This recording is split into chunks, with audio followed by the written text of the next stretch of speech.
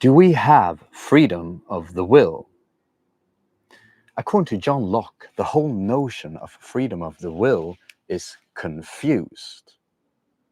Welcome everyone to this episode where we will be discussing John Locke's conception of infinity and powers, and also, of course, the freedom of the will, if we have it or not. But before that, as always, let's have a quick recap. So, according to Locke, there is nothing concerning us, our human understanding, that can be considered innate. The mind is but a blank paper at birth, and there are only two categories of experience, either sensory experience and or reflection. So, hello Wahid, how are you doing? I'm doing very well. As you can see, it's sunny here in Sweden today. It's been lovely weather. So, um, let's continue. Where was I? Sorry. Yeah, so nothing is innate, the mind is a blank page, and everything concerning human understanding is derived from either sensory experience and or reflection. So, even if everything is derived from experience, even such notion, very complex ideas as infinity is derived from sensory experience. And we discussed infinity a little bit last week, but I wanted to um, go a bit deeper into that concept because I didn't, there was one thing that I missed last week, or rather didn't get to explain. So let's say that we have a timeline, and here on this side we have an idea. It can be whatever, it can be me smelling something, and here I have another idea, and it can be me hearing something. But from these two ideas, I can reflect upon them, that there is a succession between these two ideas. And this succession also gives me that there is a duration between them. And duration, if we have duration, I mean, we really have time, right? And from now, when we have a complex idea of time, or I think it's a complex idea of time, we can then just divide this duration however we want and create new complex ideas, such as minutes, for instance. And then these minutes we can just add together into further and further complex ideas. And if we add minutes together indefinitely, we have achieved um, an idea or a concept of infinity, right? If you just add minutes indefinitely, all of a sudden we have the idea of infinite time. But here is the thing. According to John Locke, we cannot possess what he calls a positive notion of infinity. We can only possess what he calls a negative conception of infinity. What he means by this is that we cannot really fully grasp the concept of something being infinite. For instance, he proves this by simply saying that, let, let's, let me ask you guys, think about something being infinitely big. And then let me ask you, can you add something? I mean, something being bigger than that? I mean, well, obviously, because you can simply just add something more to it and it would be even bigger. Therefore, our conception of something being infinite is a constantly growing idea.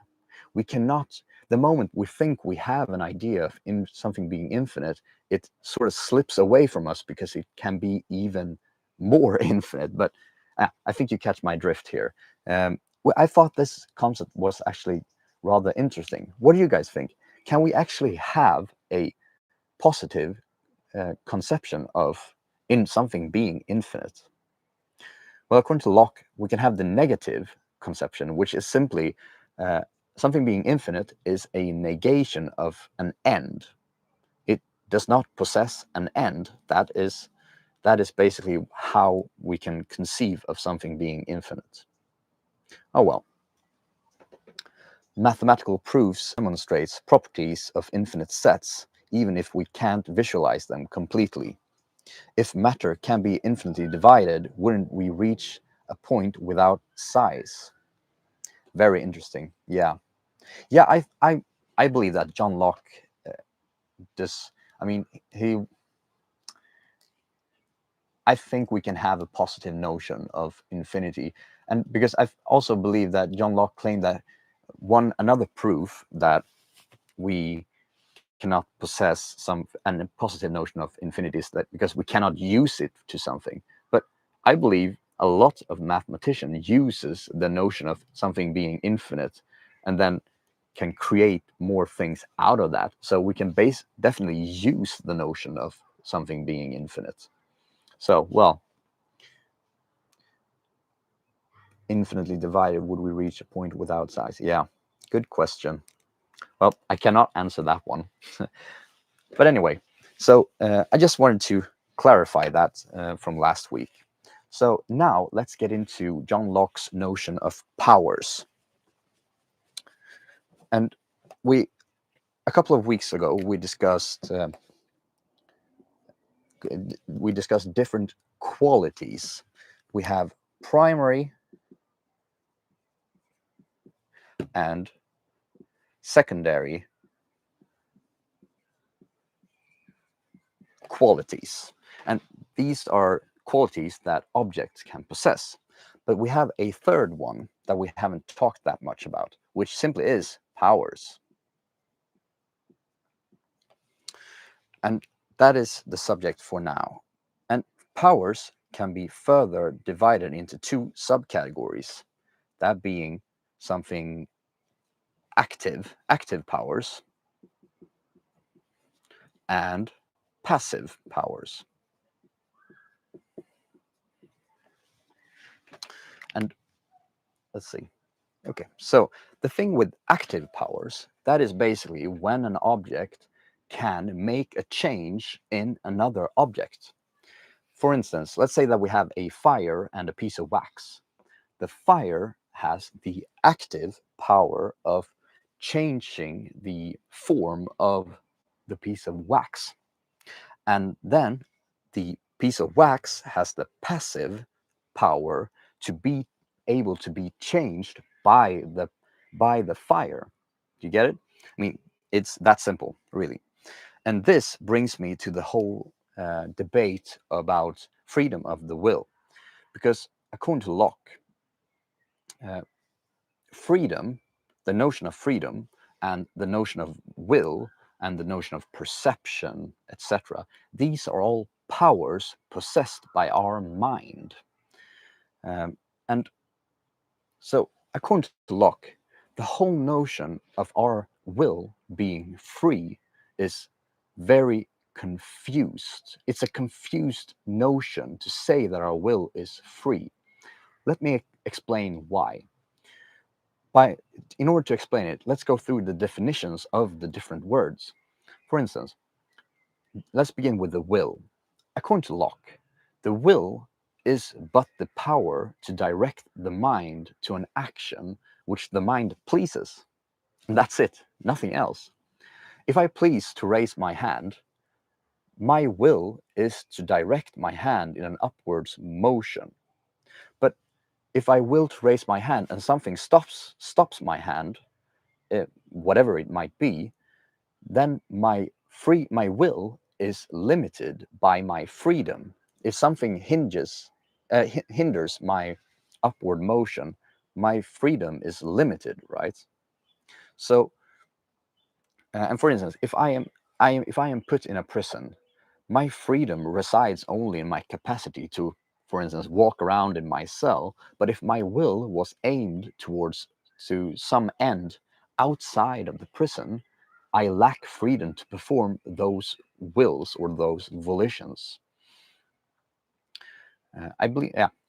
So now, with these two definitions, can we have freedom of the will? Well, Locke thinks that this whole idea is a big confusion because freedom is not a faculty of the will. It's not a faculty that the will can possess. Here, John Locke writes,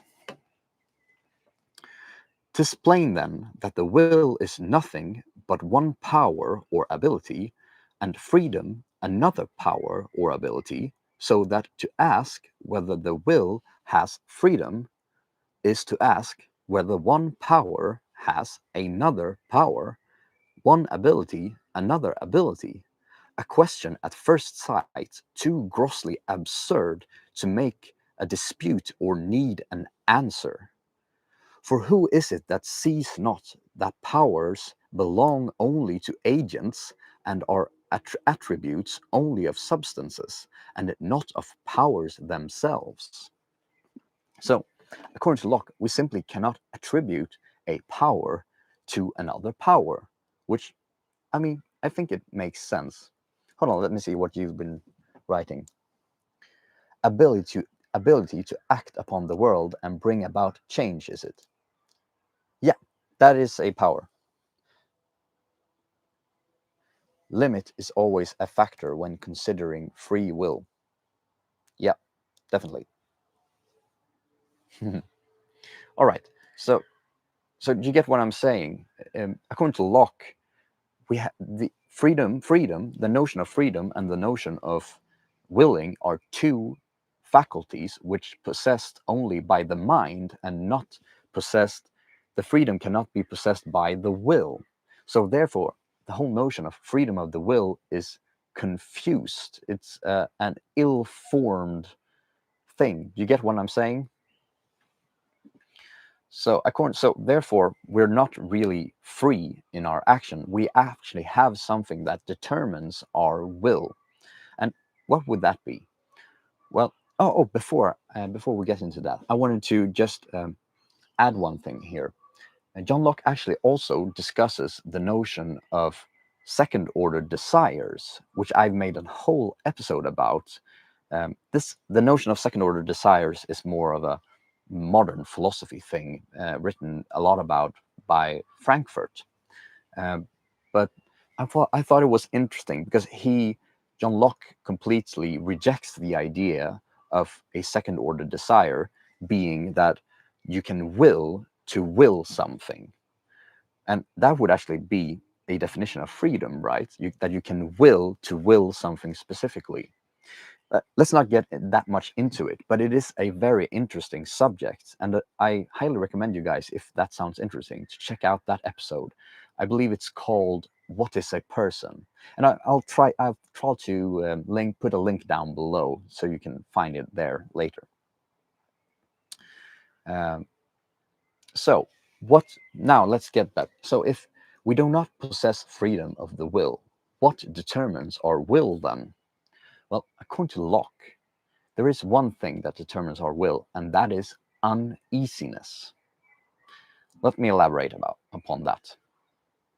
So, according to Locke, we all humans, and I believe animals as well, have an innate drive towards happiness and aversion to suffering.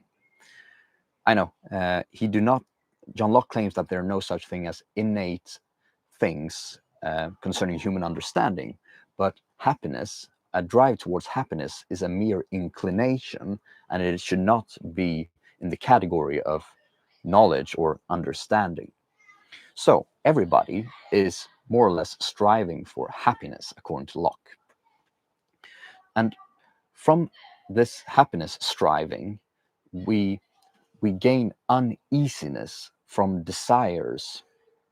So an uneasiness can arise from a certain desire of an absent good, which then the uneasiness determining the will. So let me give you an example. Let's say that I am fully content with my life, and I'm super happy, and all of a sudden a beautiful woman walks past. She then a desire within me rises, right? and from this desire is created an uneasiness within me, and this uneasiness will then determine my present actions and my future actions, most likely. So we are more or less determined by our uneasiness. We always want to strive for happiness and get rid of this uneasiness.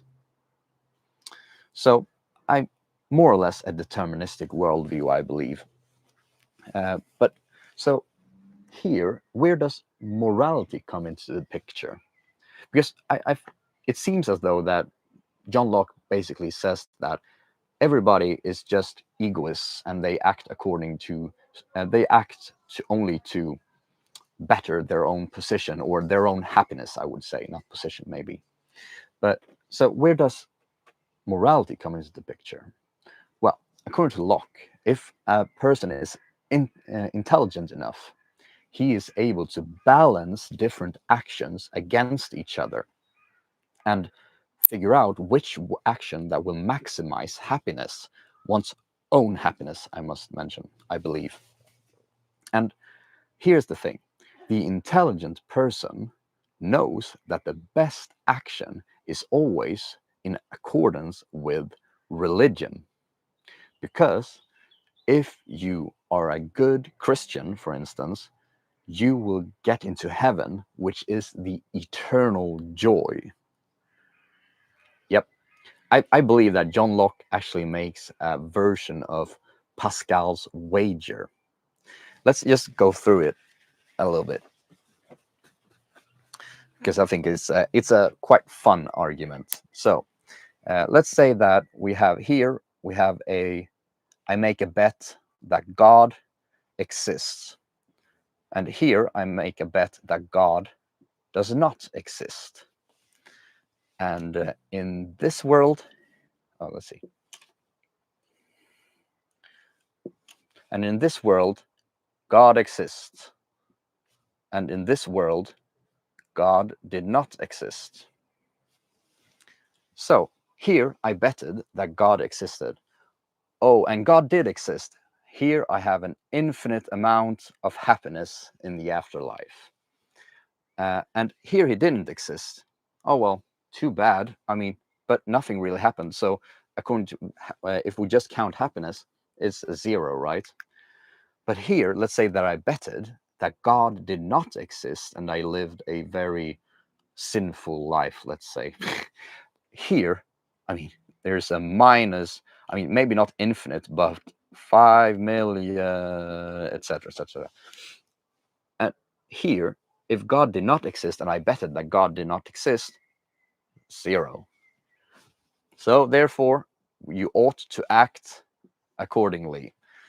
So I believe this is truly what John Locke is saying. And I also think that Pascal lived during the same time as Locke.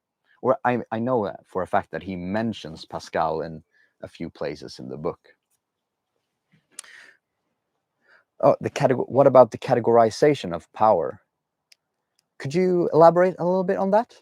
I'm not sure, because the only categorization I know of is the active and the passive powers. Maybe I missed something. But anyway, so more or less, living a pious life is the safest bet here. So you should act according to that, because it will bring you the most happiness. And so from this, it seems as though that Locke is really hinging morality upon God, which is very problematic, I would say. Morality only existing if you believe if God exists.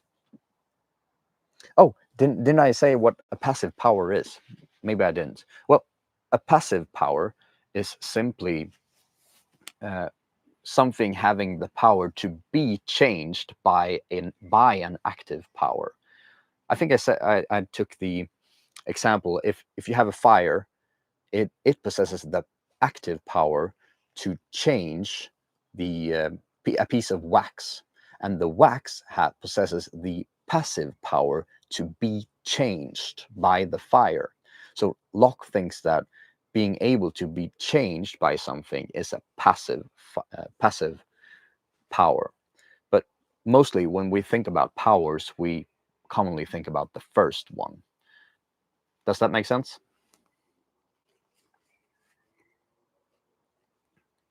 Oh well. A rock has the passive power to be broken by a hammer. Got it. Yeah. I mean, that's basically it. Oh well.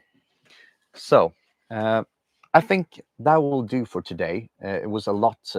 John Locke wrote so much about the whole freedom of the will thing, and he repeated himself so much. But so I think that will do for today. I'm not sure if I will be able to have a live stream next week, since I will be going a bit abroad next week. I'm not sure about that, but I'll keep you guys posted on whatever happens. So, thank you so much for watching, everyone. I hope you enjoyed this live stream. Take care until the next one. Thank you, Wahid. Take care.